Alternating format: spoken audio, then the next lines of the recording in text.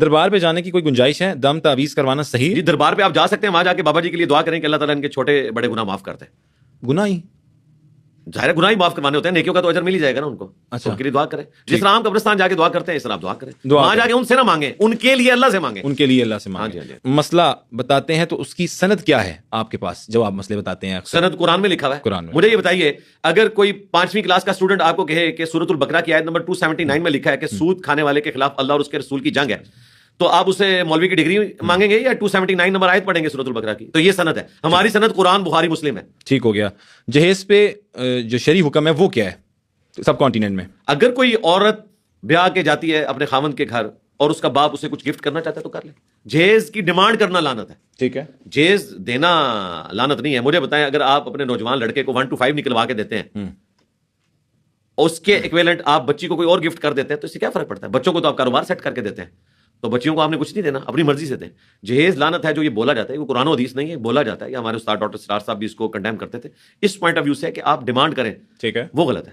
اگر کوئی باپ اپنی بیٹی کو کچھ اپنی مرضی بنا کے دینا چاہ رہا ہے, وہ دے سکتا ہے. ذرا گفٹ میں اس نے زندگی میں برابر دینا ہے, اور وراثت نہیں اس کو باپ کی ملنی. ٹھیک ہے, یہ تو نہیں کہ وہ اپنے خاوند کے پاس چلی گیا تو اس کے باپ کے مرنے پہ اس کو وراثت نہیں ملے گی, اس کے بھائی دبا لیتے ہیں, وہ بھی غلط ہے. ٹھیک ہو گیا, اس کا بھی رائٹ ہے. آج کل ایکسٹرا میریٹل افیئرس کا بڑھتا ہوا جو رجحان ہے اس پہ آپ کیا کہیں گے؟ کوئی بڑھتا ہوا رجحان نہیں ہے, ہمیشہ سے رہا ہے. ہاں رپورٹ زیادہ ہونا شروع ہو گیا. ہمیشہ سے رہا ہے, ظاہر ہے ہمیشہ سے. برے لوگ تو رہے ہیں, اچھے لوگ تو ابھی بھی میں سمجھتا ہوں کہ جو خاندانی نظام میں بلیو کرنے والے لوگ ہیں وہ ایک بیوی کے ساتھ اپنے معاملات چلا لیں تو بہت بڑی بات ہے بھائی. یہ بہت کم لوگ ہوتے ہیں جو اس قسم کی ایکٹیویٹیز میں انوالو ہوتے ہیں, اور عورت کو فوراً پتہ چل جاتا ہے اگر اس طرح کی کوئی 2 نمبری کرے مرد. تو بھائی اس قسم کا ریلیشن شپ حرام ہے. میاں بیوی کا بانڈ 2 چیزوں کے اوپر ڈیپینڈنٹ ہے, نمبر 1 سیکس اور نمبر 2 اولاد. ٹھیک, ہاں یہ 2 بانڈ اللہ نے رکھے ہیں. سیکس کے پوائنٹ آف ویو سے اگر ایک بیوی خاوند کے ساتھ مخلص ہے, ایک خاوند بیوی کے ساتھ مخلص ہے, تو ہی معاملات آگے چل سکتے ہیں. اور اس کو اللہ تعالیٰ نے انشور کرنے کے لیے شریعت کے قوانین رکھ دی ہیں, خوف خدا رکھ دیا, اس کو آپ دیکھ کے چلیں اور اچھی زندگی گزارنے کی کوشش کریں. میاں بیوی کا روزہ میں کس حد تک انٹیمیسی جائز ہے؟ دیکھیں ظاہر ہے کہ ازدواجی تعلق قائم کرنے سے روزہ ٹوٹ جائے گا. ٹھیک ہے, لیکن اگر کوئی شخص اپنے جذبات پہ قابو رکھ سکتا ہے تو وہ بخاری مسلم میں موجود ہے کہ نبی الاسلام اپنی بیویوں کو گلے بھی لگاتے تھے, بوسہ بھی لے لیتے تھے. لیکن اما عائشہ نے کہا کہ نبی الاسلام جیسی قوت برداشت کس میں ہوگی. اور ابو داؤد میں حدیث ہے, ایک نوجوان آیا, اس کو نبی الاسلام نے منع کر دیا, بوڑھے کو اجازت دے دی. ٹھیک ہو گیا. تو یہ پرسن ٹو پرسن ویری کرتا ہے.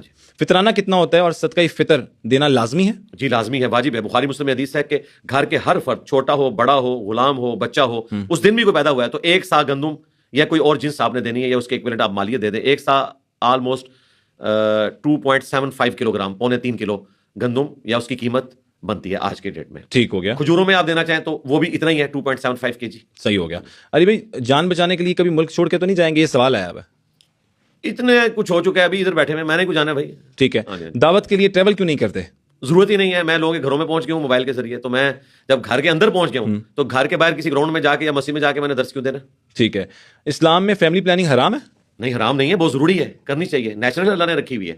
یہ تو نہیں ہے کہ اللہ تعالیٰ نے آپ کو عقل دی ہوئی ہے اور اس کے باوجود آپ بچے مارکیٹ میں پھینکتے جا رہے ہیں, ان کی تربیت بھی نہیں کر رہے ہیں, ان کو معاشرے کے لیے ناسور بنا رہے ہیں. ہم جو خلاف ہیں نا فیملی پلاننگ کے, وہ اس پوائنٹ آف ویو سے ہیں کہ یہ کہنا کہ کھائیں گے کہاں سے اور دنیا میں رزق تھوڑا پڑ گیا ہے, وہ پھر ایک ایکسٹریم چیز چلی جاتی ہے. آپ جو افورڈ کر سکتے ہیں وہ ضرور کریں. بالکل ٹھیک ہے. فیملی پلاننگ کرنے والے آفیسز کے کئی سینئر آفیسرز ہیں, ان کے 6-7 اپنے بچے ہیں.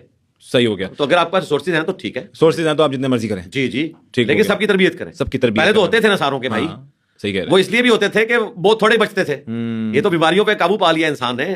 آپ کو بتاؤں 1880 میں ایوریج ایج آسٹریلیا کے لوگوں کی 34 سال ہوتی تھی, آج 84 سال ہے. میڈیکل سائنس کی برکت سے بالکل ٹھیک, لائف سپین بڑھ گیا. لائف سپین بڑھ گیا. لیکن پاکستان میں لائف سپین کم نہیں ہو گیا. جو ایلیٹ کلاس ہے ان میں تو بڑا ہوا ہے. آپ دیکھ لیں ہمارے جو فوج سے تعلق رکھنے والے ماشاءاللہ مرزا اسلم بیگ صاحب بھی زندہ ہیں. ہاں 100 کے قریب ہوئے ہیں ماشاءاللہ, بالکل ٹھیک ہے.